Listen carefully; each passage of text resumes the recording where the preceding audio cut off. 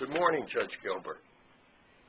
Could you share with us a moment or two about the values, in your opinion, of on-site in-house training for agencies in the civil rights area? Ran, I sure could. And as you know, I have some pretty strong feelings about that. I think it's really imperative for federal agencies to have quality civil rights training for all of their employees, especially for their supervisors and managers. And there's probably no area that gives a better example of why that's so important as with regard to hostile work environment, sexual harassment claims. As you know, that there's an affirmative defense that can be available to employers under some circumstances, the so-called Eller-Farragut defense.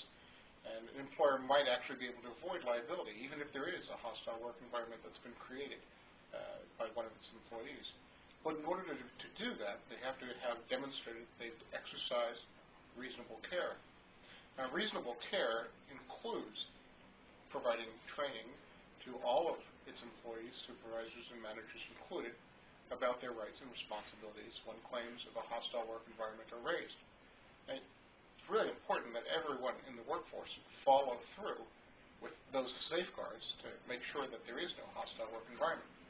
If you do some of this perfunctory training that some employers do, online where the individual goes online, spends 15, 20 minutes, and then checks off that they've done it, the true lessons, the importance of how to avoid complaints of a hostile work environment really just don't sink through. And then what happens is when they're confronted with the actual circumstances of a hostile work environment, or those preliminary steps, those things in the workplace that might lead to a hostile work environment, they don't know what to do, and they don't do it right. If they don't do it right, then they can't raise the affirmative defense.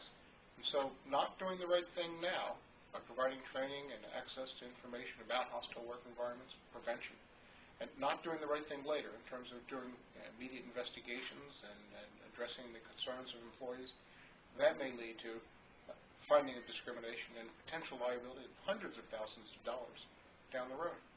I think that's probably the most important reason why in-house training or actual in-person training is more important than many employers recognize.